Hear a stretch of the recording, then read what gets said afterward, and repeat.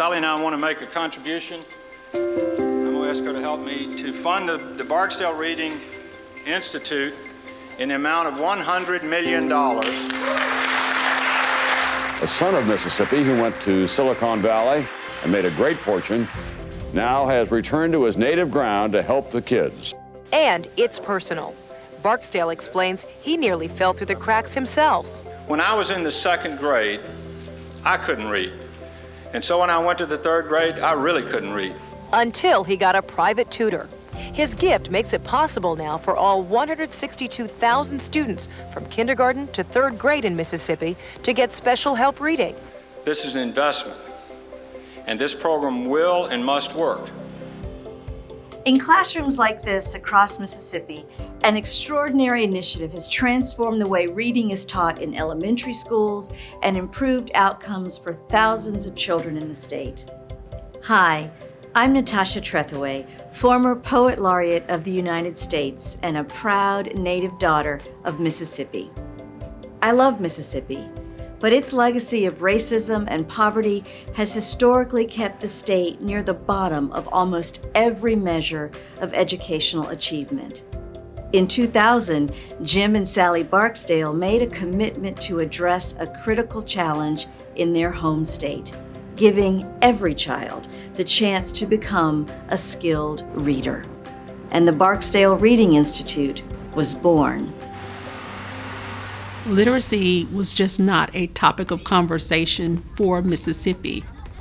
Mississippi had just always been last, and there was really no sense of urgency to change that until Barksdale entered the space, and they entered the space in a major way. Children need to learn to read first, or they can't learn anything else. And Mississippi had struggled for years.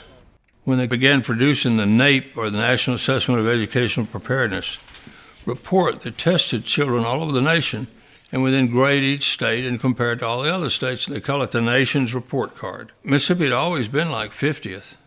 I studied that and I said, well, we could set a goal of getting that statewide testing up and get us off the bottom consistently. You know what it's like to be dead last every race for 40 years or whatever? Jim Barksdale first made his mark as the Chief Operating Officer of FedEx, where he set a new standard for fast, reliable, and instantly trackable package delivery.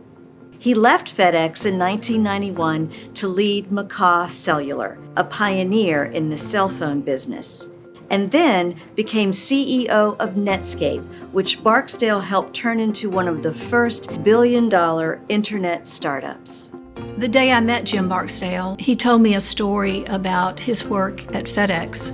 He said if we could get a package from the middle of Manhattan to the middle of Tokyo in 48 hours, deliver it on time, deliver it safely, guarantee its arrival, we ought to be able to teach every child in Mississippi to read. And it's that story that he told me that really has driven the work that we've done at the Institute, because he recognized that there was a way to do something right, and that if you did it the right way and you did it every time, it would yield results. Early on, we decided we're going to make this contribution measurable. That's one of the basic business principles. You can't manage what you can't measure. He was absolutely explicit from the get-go, as was Sally. This is not a gift, it's an investment. From the very beginning, there was always accountability. We were always trying to measure, are we making a difference? That would give you 60 target schools. Jim is fond of saying that everybody has an opinion, but what does the data say? He is relentlessly committed to the use of data to inform decision making. I think it's what contributed to his great success in business, and it's certainly the ethos of our nonprofit. Early on, the Institute tried multiple approaches to improving literacy, including hiring new principals, working with the colleges of education, and providing mentors to work with some of the lowest performing schools in the state. This is one of those start letters, isn't it? Eventually, the Institute decided to focus on two high-impact interventions: hiring skilled literacy coaches who could work closely and consistently with teachers throughout the year, and offering in-depth professional training to help teachers develop their skills. That's the name of the letter, but the sound variant is... One of the things I learned in business is that one of the best ways to learn how to do something new is to try different methods. Find the ones that work and move towards them, and the ones that don't work, the ideas or the programs or just the overall concept, if it doesn't work, don't be too proud, quit it. He's always been dogged about the data, and when things didn't work, we would pivot and try something new. My elementary school in Quitman County Elementary, where I previously worked, I saw us turn our school from a failing school to a successful school. We met students where they were. We focused on that systematic science of reading. For more than 2 decades, the Barksdale Reading Institute has partnered with school systems, principals, teachers, and parents to advocate for scientifically proven phonics-based reading programs in elementary schools. And slowly, sometimes painfully, things began to change. We were met with some resistance. In a specific school, we had one of our literacy coaches go in, and the teacher said to her, "Oh, I'm a good teacher. I don't need you in my classroom." So then the coach pulled out her data. And her data said that she was really addressing the needs of only some of her students, of only a few of her students, and not all students. We had a struggle from the outset with the implementation of our phonics-based strategy. A lot of teachers were whole language advocates. That, of course, is not what the National Reading Panel advocated, and what we felt the science supported. Applying that research that those experts taught us, we really became the engine for reading expertise in the state. It was our real goal to become the smartest people about reading in Mississippi, making literacy a focus of a school, meaning it happens early in the day when kids and teachers are fresh, and devoting enough time to it so that you can teach all the kids at whatever level they're operating on. There has to be a dedicated, lengthy reading block.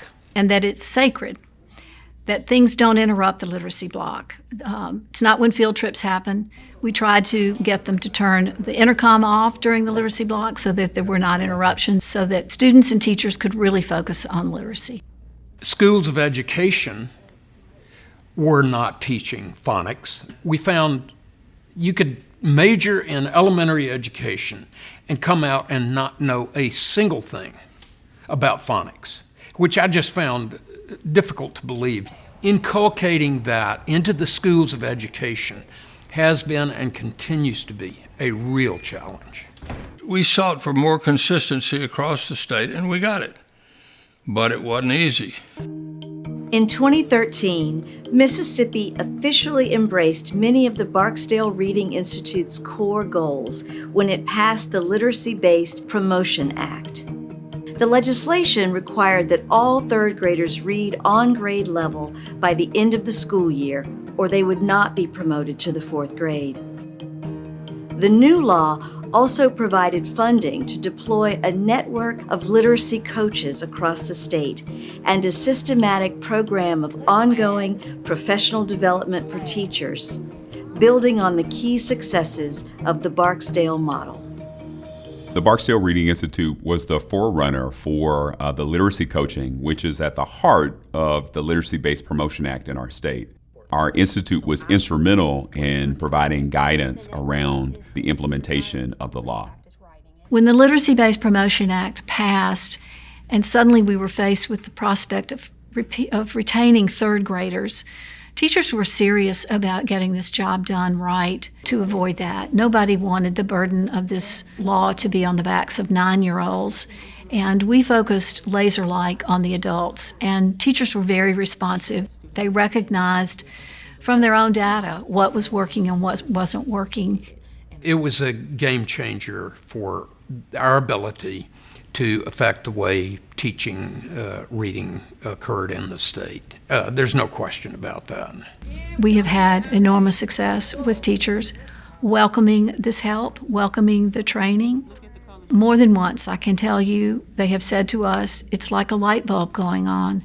And they say, no one ever taught me how to do this. I regret the number of kids that I have tried to teach reading, only to discover that now I know how. In the river. When you think about the fact that a student that is a proficient reader by third grade and all of the incredible social outcomes that it's tied to, more likely to own a home, more likely to vote and to be a committed citizen. Earning capability and their social contributions are enormously better if they learn to read at an early age. And that's what we've counted on, and I think we can say that that's what's happening with a great deal of pride.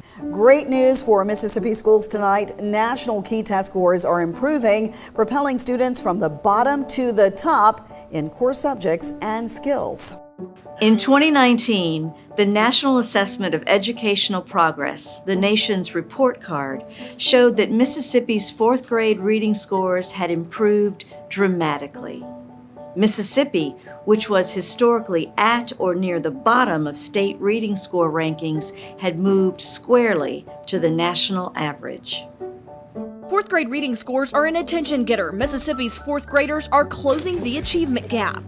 What's more, Mississippi's reading scores rank third among all states in growth for students in poverty and seventh for African American students.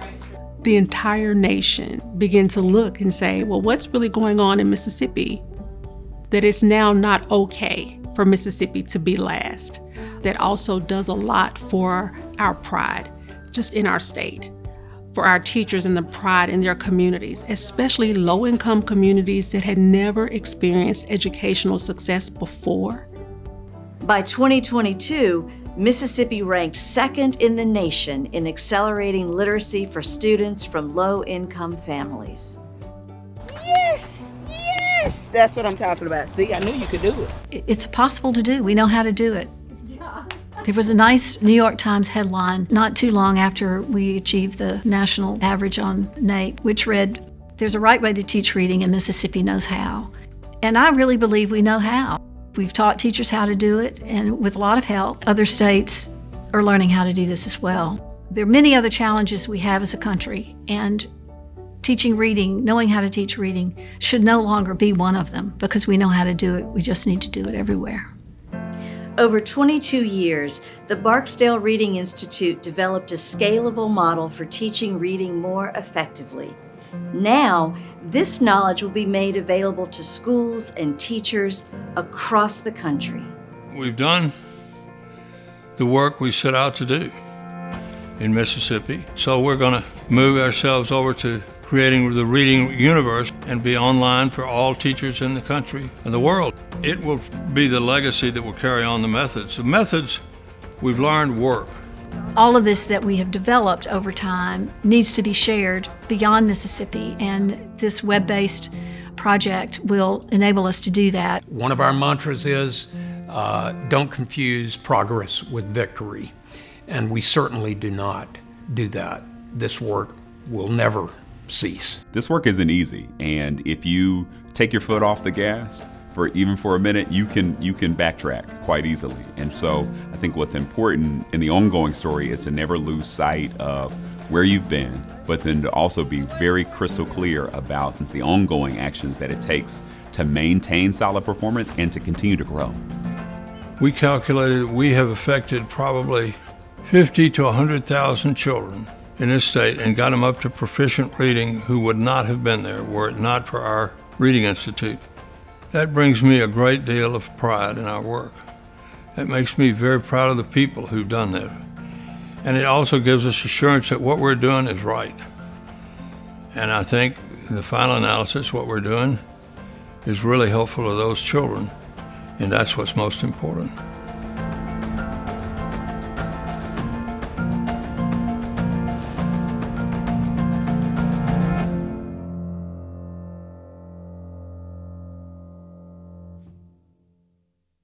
This film was made possible with support from the Community Foundation for Mississippi with funding by the W.K. Kellogg Foundation.